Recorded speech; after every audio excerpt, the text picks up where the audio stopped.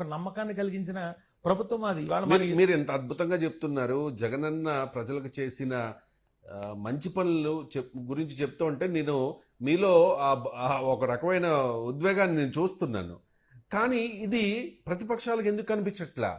చంద్రబాబు నాయుడు గారే కానీ, పవన్ కళ్యాణ్ కానీ, ప్రతిపక్ష నాయకులు కానీ ఒక రేంజ్లో మరి వైసీపీని జగన్ని ఎద్దేవా చేస్తున్న పరిస్థితి కదా. ఇవాళ ఒక్క ఉదాహరణ నా నియోజకవర్గం తీసుకుందాం.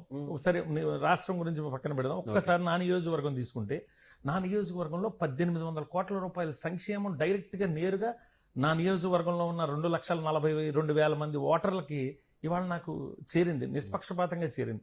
ఇది కాకుండా ఒక 740 కోట్లు మత్స్యకారులకి ఓఎన్జీసీ సంస్థ వల్ల రావాల్సిన నష్టపరిహారాన్ని నేరుగా ప్రతి కుటుంబానికి ఇప్పటి వరకు 2,76,000 కుటుంబంలో 18 సంవత్సరాలు దాటిన ప్రతి వ్యక్తికి, మగ మనిషికి ఇవాళ నేను ఇవ్వడం జరిగింది. లబ్ధిని డబ్బుల రూపంలో చూపిస్తున్నారు మీరు, ప్రతి ఇంటికి చేరింది అని చెప్పి.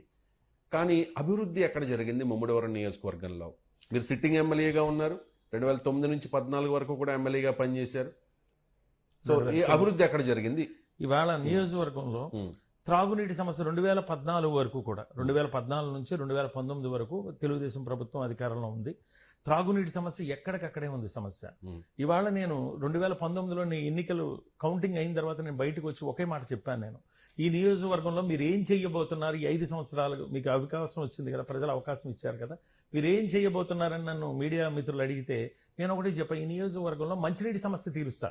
అన్నిటికన్నా ముఖ్యంగా మనిషి బతకాలంటే మంచినీరు కావాలి. తీర్చారా? నా 3 మండలాలు సముద్ర తీర ప్రాంతాలు, 120 వాటర్ ట్యాంకులు గట్ట 200 కోట్ల రూపాయలతో నేను మంచినీటి సమస్య తీర్చగలిగాను. నేను 80% మంచినీటి సమస్య నేను తీర్చగలిగాను నేను నా నియోజకవర్గంలో.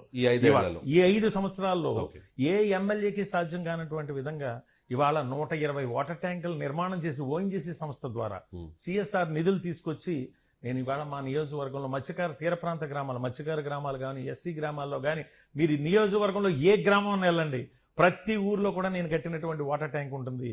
అదృష్టవశాత్తు నేను వాటర్ ట్యాంకులు కడితే జల్ జీవన్ మిషన్ ద్వారా ఇవాళ కొంత మా నియోజకవర్గానికి ఇంచుమించుగా ఒక 100 కోట్ల రూపాయలు రావడంతో ఇంటింటికి మంచినీళ్ళు ఇచ్చి ఇవాళ ప్రతి అక్క చెల్లెమ్మకి నేను దగ్గరయ్యాను. నేను ఇవాళ రోడ్లు వేసామా, డ్రైనేజీలు వేసామా, లేదా ఇంకోటి చేసామా, ముందు మనిషి బతకడానికి మంచినీడు కావాలి.